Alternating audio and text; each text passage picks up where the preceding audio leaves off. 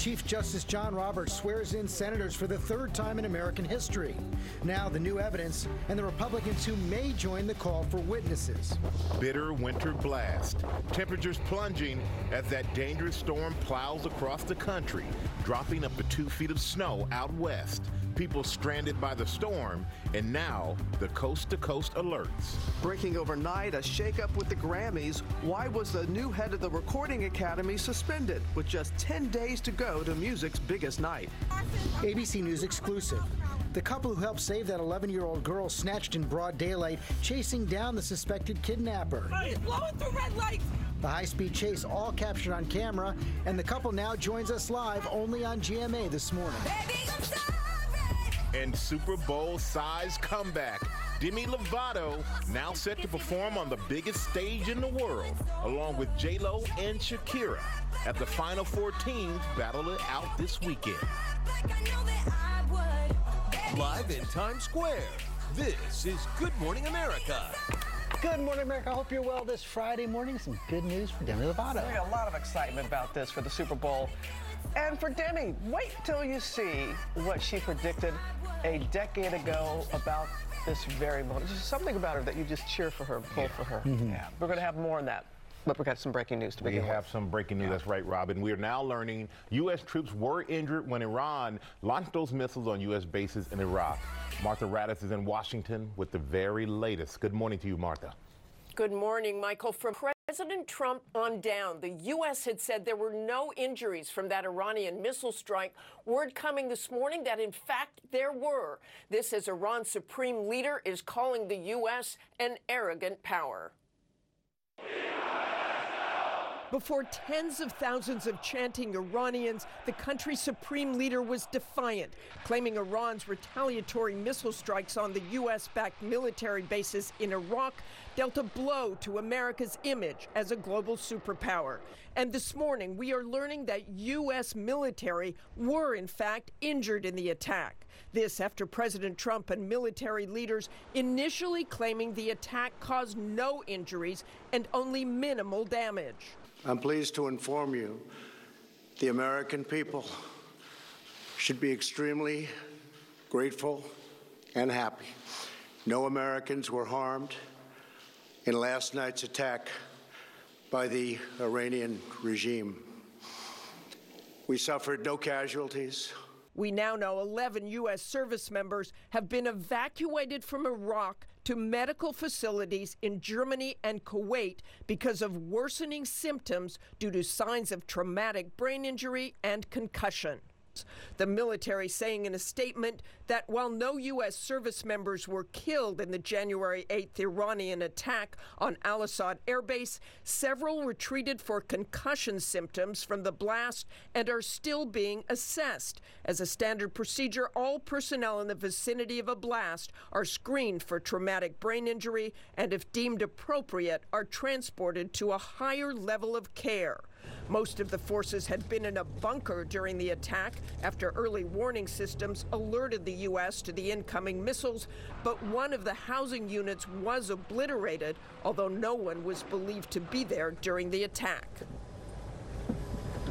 The military says the decision to evacuate the service members was made out of an abundance of caution, and they are expected to return to duty. But there are very specific protocols in the military for traumatic brain injury, where the brain is essentially shaken and can be very serious. Robin? We're thinking of them and wishing them all a full recovery, Martha. Thank you. Now to the historic impeachment trial of President Trump officially underway in the Senate. The trial will kick into high gear on Tuesday as a critical confrontation takes shape over whether any witnesses will be called. Mary Bruce has the latest on Capitol Hill. Good morning, Mary. Good morning, Robin. Well, in a somber ceremony, the Senate has now been transformed into a court of impeachment. But this morning, new evidence is adding new fuel to this debate over what this trial is actually going to look like and whether it will include any additional witnesses. This morning, the impeachment trial of President Donald Trump now underway. On the part of the House will be received and escorted to the well of the Senate. In a solemn ceremony seen just twice before in American history, nearly all 100 senators sitting quietly. Hear ye, hear ye, hear ye. All persons are commanded to keep silent on pain of imprisonment. the Chief Justice, John Roberts, administering the oath.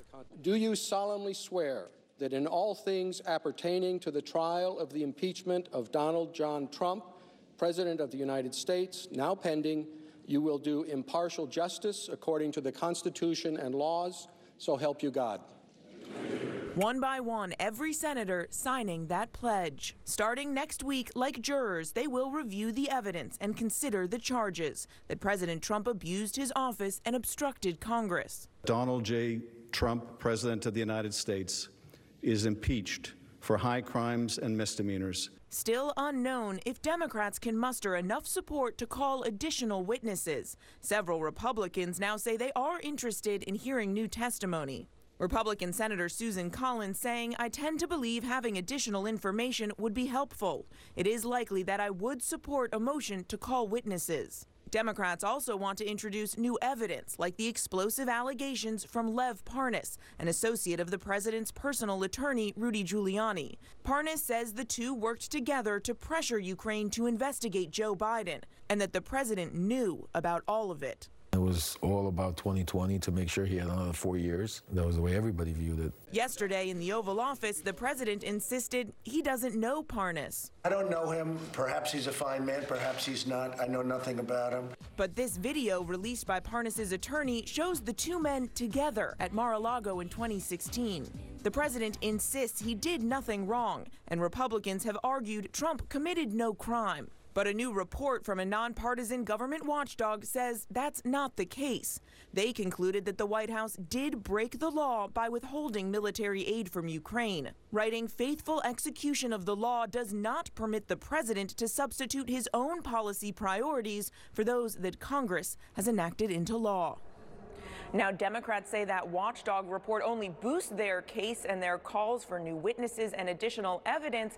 The White House, though, not surprisingly, says they disagree with the opinion that the president broke the law. Now, the trial will reconvene on Tuesday. And, George, just the opening statements could take days. Yeah, and we're not even sure if the opening statements will be on Tuesday. Okay, Mary, thanks very much. Let's bring in our senior national correspondent, Terry Moran, for more on this from the White House. And, Terry, we know now that the president has signed on to the strategy of getting this done fast. They hope it's going to be done by the planned State of the Union on February 4th. But this new debate over witnesses and documents sure does complicate that.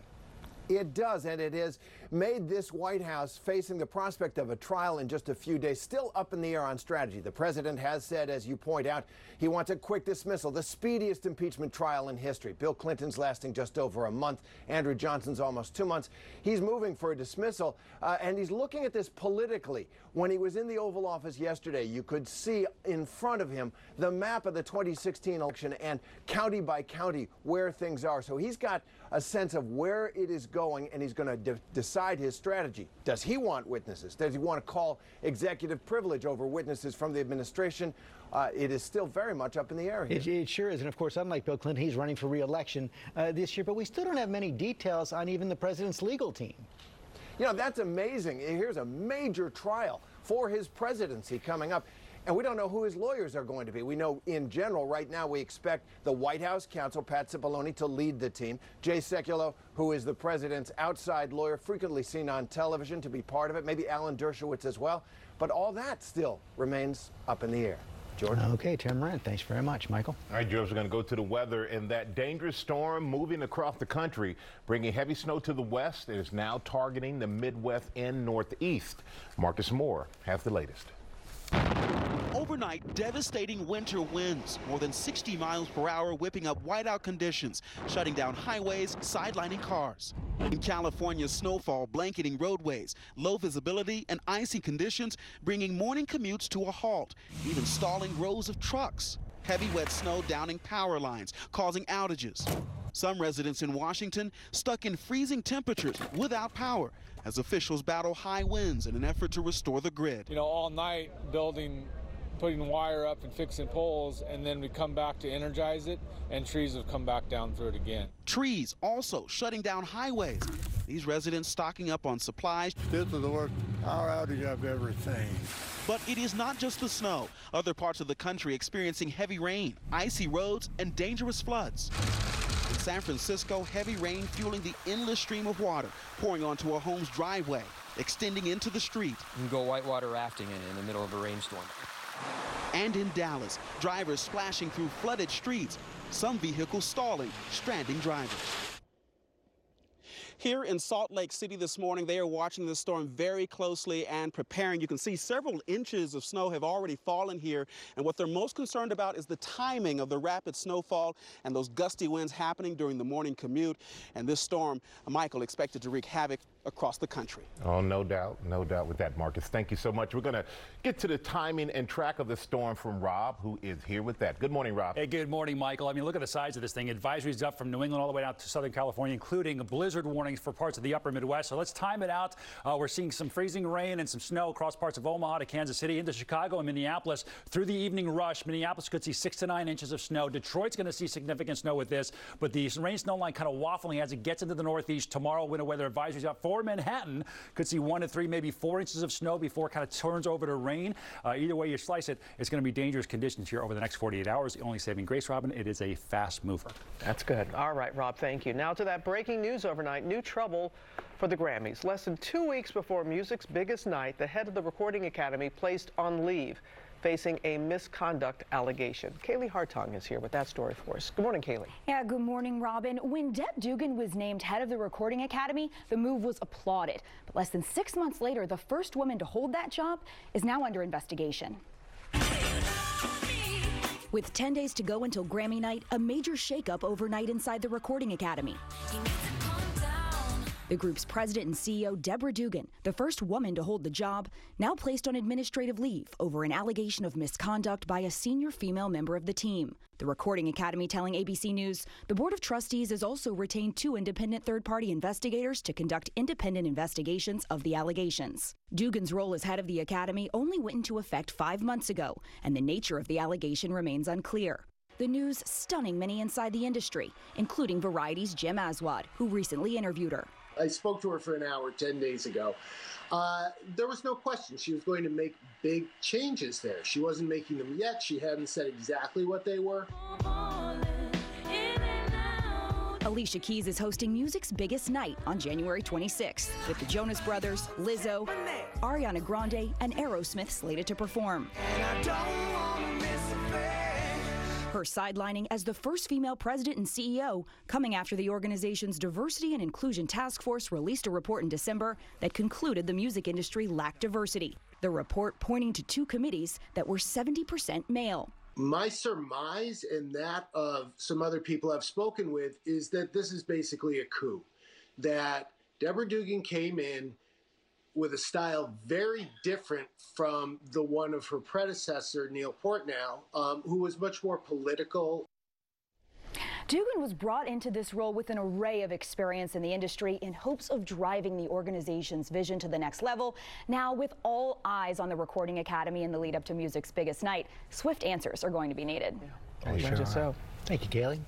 We're going to go overseas now to that crisis in the Philippines from a massive volcano that buried towns in ash, forced residents to evacuate. Bob Woodruff has all the details from Manila. Since the Taal volcano erupted, spewing rocks and ash 9 miles into the sky, residents have been cleaning nonstop in some villages, while others still look like ghost towns. The Philippines president is now calling this area no man's land. From his house overlooking the volcano, Abelardo Pantilla witnessed the powerful eruption, first feeling the shaking of the earth, boom, boom, boom, boom, boom, then watching the rocks and ash, and what is known as volcanic lightning caused by static electricity. This morning, the mayor of one small town allowing its residents temporarily back in to check their homes. As they head back out, streets crowded with vehicles filled with their belongings and livestock, as fear of another more powerful eruption looms. Since Sunday's eruption, the Taal Volcano Network has recorded 944 volcanic earthquakes, over 27,000 families forced to evacuate to any of the 300-plus evacuation centers. This is this volcano's 35th eruption in the past 450 years. Thousands of people have died before, but this week, no casualties. Let's just hope that that doesn't change. George? Boy, we certainly do. Okay, Bob Woodruff, thanks very much. Michael? All right, George, we're going to go now to new trouble for one of the NFL's biggest stars. New Orleans police issuing an arrest warrant for Odell Beckham Jr. for what he did while celebrating LSU's national championship this week. Paula Ferris is here with more on this story. Good morning, Paula. Good morning, Michael. It goes without saying saying that Odell Beckham Jr. has a great amount of Louisiana pride. Born and raised there, he played football at LSU. His parents were student athletes as well. But this morning, there's a warrant out for his arrest. It's my honor to present the national championship trophy to Coach Ed Ogeron and the LSU Tigers. Emotions were at an all-time high after LSU's decisive win over Clemson at Monday's national championship game. But back in the locker room, NFL superstar and LSU alum Odell Beckham Jr. taking the celebration a step too far, according to New Orleans police, who moved forward with charges when footage of the NFL star appeared online. The Cleveland Browns wide receiver was issued an arrest warrant on Thursday on a complaint of simple battery after video surfaced showing Beckham Jr. slapping this security officer on his backside.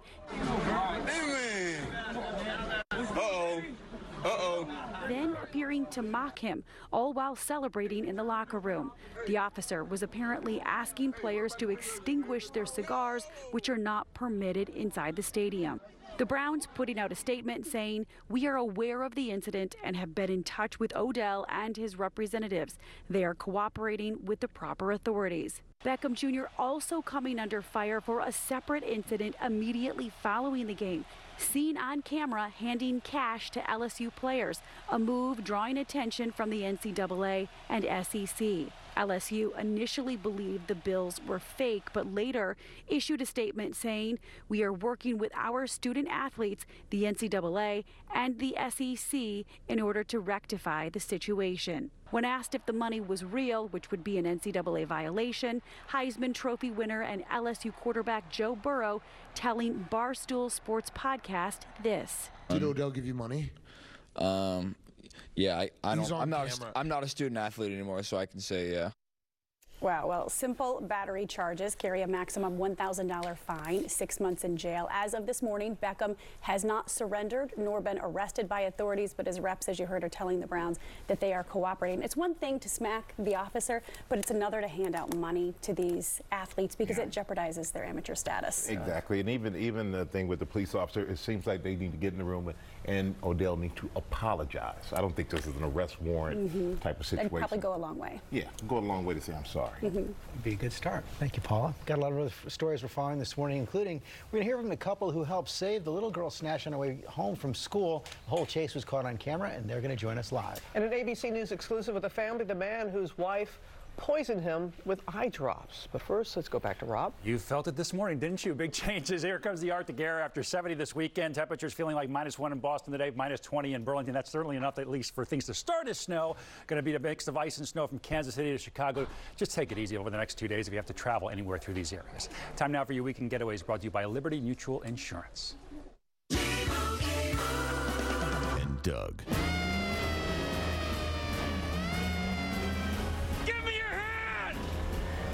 Can save you lots of money with Liberty Mutual. We customize your car insurance so you only pay for what you need.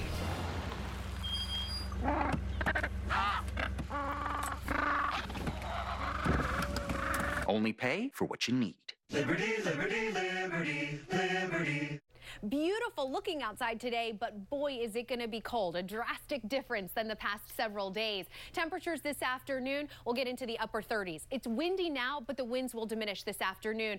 And skies overnight will start to cloud up. It's going to be freezing tomorrow morning. We'll start off with a little snow that will eventually change over to a wintry mix and then eventually rain. It's also going to be breezy to windy. Snowfall less than an inch. You can find out more information on our website, WJLA.com.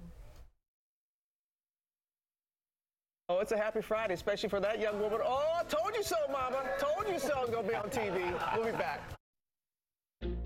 In 1 week, a lot will happen in your life. Wrinkles just won't. Neutrogena Rapid Wrinkle Repair's derm-proven retinol worked so fast, it takes only 1 week to reveal younger-looking skin, making wrinkles look so last week. Rapid Wrinkle Repair. Pair with retinol oil for 2 times the wrinkle-fighting power. Neutrogena.